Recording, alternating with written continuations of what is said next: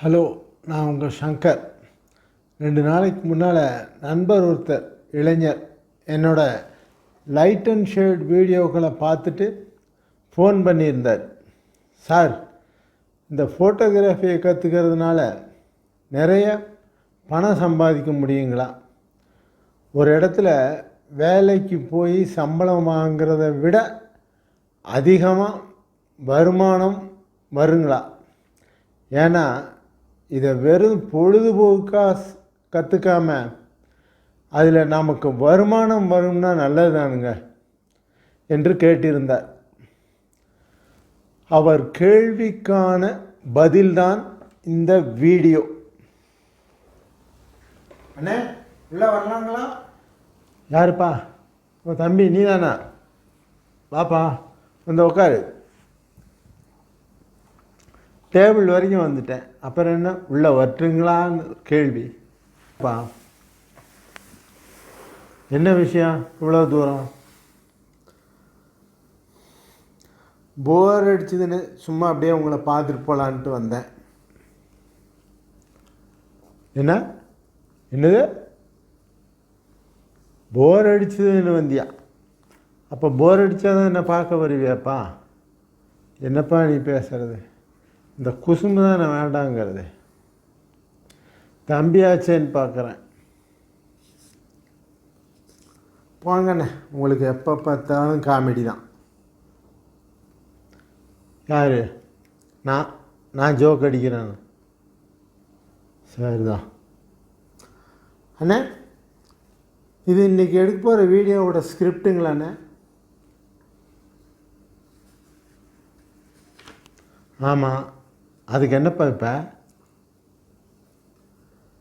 இல்லை, படித்து பார்க்கலாங்களான்னு கேட்டேன்னு.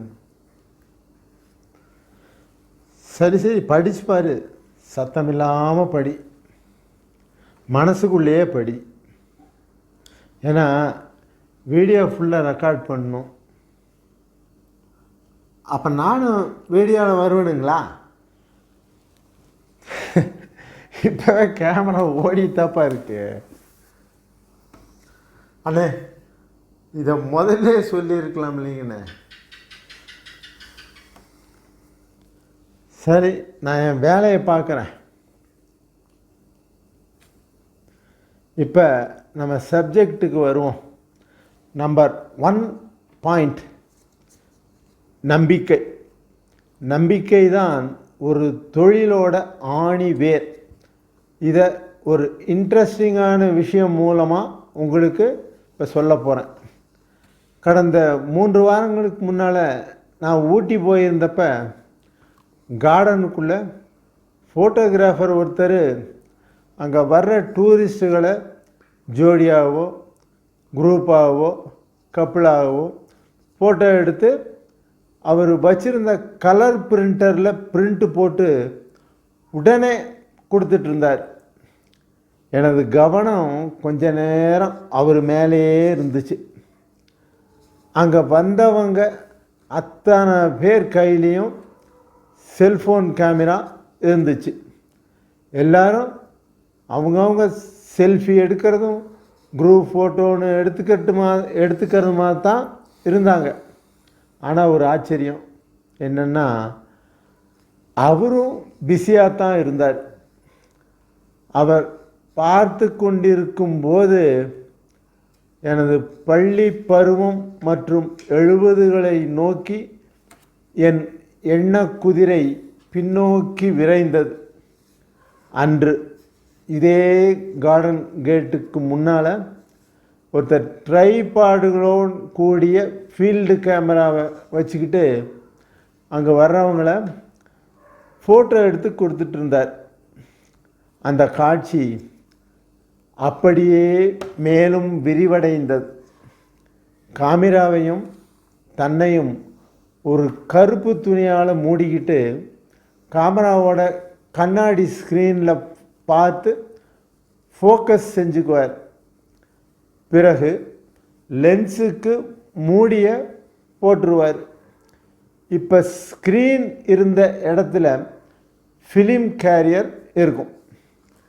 கேமராவுக்கு முன்னால் படம் எடுத்துக்கொள்ள இருக்கும் நபர்களை கொஞ்ச நேரம் அசையாமல் இருக்கீங்களா அப்படின்னு சொல்லிட்டு லென்ஸின் மூடியை கழட்டி 1 2 3 எண்ணி எக்ஸ்போஸ் செய்து லென்ஸை மறுபடியும் மூடிடுவார்.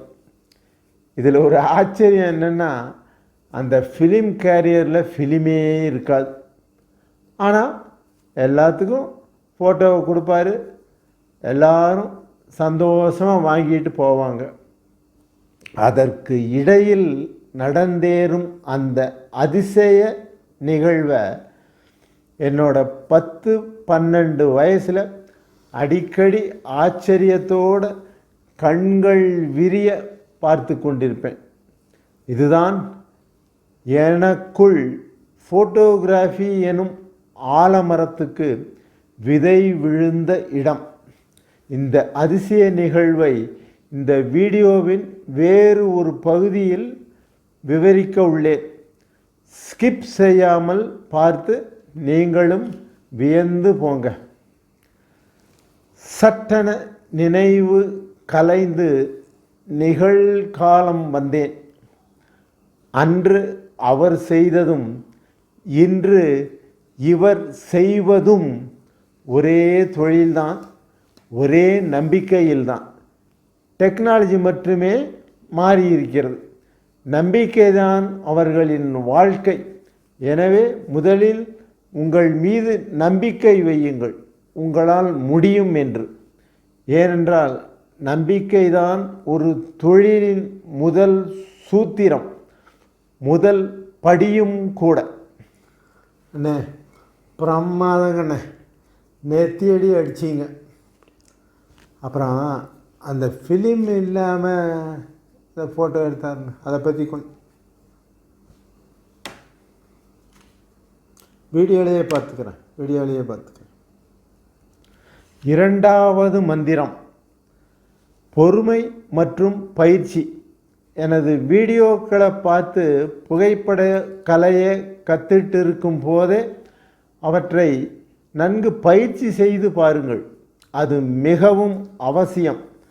தொடர் பயிற்சியால் உங்கள் ஃபோட்டோக்கள் முன்பு இருந்ததை விட மாறுபட்டு தனித்தன்மையுடன் இருப்பதை உணரும் நேரம்தான் நீங்கள் புகைப்பட தொழில் இறங்குவதற்கு ஏற்ற நேரம். முதலில் உங்கள் நண்பர்கள், உறவினர்கள் வீடுகளில் நடைபெறும் பர்த்டே பார்ட்டி போன்ற சிறிய நிகழ்ச்சிகளை அவர்களுக்கு எடுத்து கொடுங்கள். அவற்றிற்கு வருமானம் ஒருபோதும் எதிர்பார்க்காதீர்கள். அந்த வீட்டார்களின் நீங்கள் எடுத்த ஃபோட்டோக்கள் ரொம்ப அழகாக வித்தியாசமாக இருக்கே என்ற பாராட்டுகள்தான் உங்களுக்கு அவர்கள் தரும் சன்மானம். இது ஒரு துவக்கமே. இன்னும் செல்ல வேண்டிய தூரம் நிறைய இருக்கிறது. உற்சாகம் குறையாமல் உங்கள் பணியை தொடருங்கள். ஆரம்பத்தில் உங்களிடம் இருக்கும் கேமராவிலேயே படம் எடுங்க. நான் முன்னமே சொன்னது போல் உங்களின் படைப்புகள் ஏற்படுத்தும் வியப்பும் நம்பிக்கையும் அவர்களின் உறவினர்கள் மற்றும் நண்பர்களிடம் உங்கள் பெயரை சிபாரிசு செய்ய வைக்கும். இதைத்தான் ரெஃபரன்ஸ் என்று கூறுவார்கள். அந்த ரெஃபரன்ஸ் எளிமையாக நடக்கும் திருமணங்கள், வரவேற்புகள் என்று பயன்படுத்தி புகைப்படக்கலையின் அடுத்த கட்டத்திற்கு நகருங்கள். இதற்கு முதலிலேயே உங்களின் ஊதியத்தை அந்த வீட்டார்களிடம் முடிவு செய்து விடுங்கள்.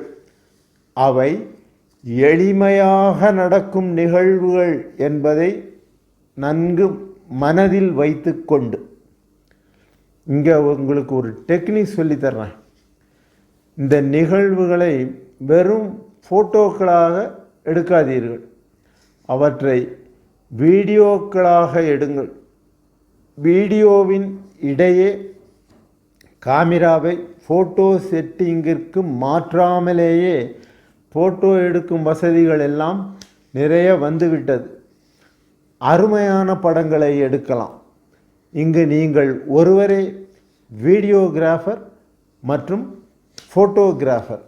உங்களின் உழைப்பும் கற்பனை திறனும் தனித்துவமான அணுகுமுறை நிறைந்த உங்களின் படைப்புகளால் மக்கள் மத்தியில் பேசப்படும் நாள் வரும். வாழ்க்கையின் வெளிச்சக் கதவுகள் திறக்கப்படும் நேரம் இது. இந்த விஷயங்கள் எல்லாம் ஏதோ மந்திரத்தில் மாங்காய் பறிக்கும் செயல் அல்ல. மெல்ல மெல்லத்தான் ஒவ்வொன்றாய் நிறைவேறும். அதுவரை பொறுமையாக காத்திருங்கள். இன்னொரு விஷயம், எல்லா தொழில்களிலும் நமக்கு போட்டியாளர்கள் உண்டு. அவர்கள் உங்கள் எதிரிகள் அல்ல. அவர்களின் மத்தியில் உங்களை தனித்து காட்ட உதவும் நண்பர்கள். மற்றவர்கள் மத்தியில் உங்களை தனித்து காட்டும் படைப்புகளை உருவாக்குங்கள். அது ஒன்றே உங்கள் வாழ்வின் லட்சியமாக இருக்கட்டும். மூன்றாவதாக, கான்செப்ட் மற்றும் அதற்கான திட்டமிடல். இப்பொழுது நீங்கள் தனி ஆள் கிடையாது. உங்களின் கீழ் வேலை பார்க்க இருவர். ஒரு update version smart phone camera, அது சார்ந்த கருவிகள். ஆம், இப்போ ஒரு பெரிய ஆடம்பரமான நிகழ்வை வீடியோ மற்றும் படங்களாக பதிவு செய்ய புக் ஆகி உள்ளீர்கள். அதற்கு மிக சிறந்த கான்செப்ட் ஒன்றை உருவாக்குங்கள். அந்த கான்செப்டிற்கு ஒரு ஸ்கிரிப்ட் தயார் செய்து முடியுங்கள். இது ரொம்ப ஃப்ரெஷ்ஷாக இருக்கட்டும். உங்கள் மூளையில் உதித்ததாக இருக்கட்டும். ஒருபோதும் காப்பியாக இருக்கக்கூடாது. வீடியோவின் காமிரா கோணம், லைட்டிங், சப்ஜெக்டின் நிலைப்பாடு மற்றும் மூமெண்ட்டுகள் என அனைத்தும் இந்த ஸ்கிரிப்டில் இருக்க வேண்டும்.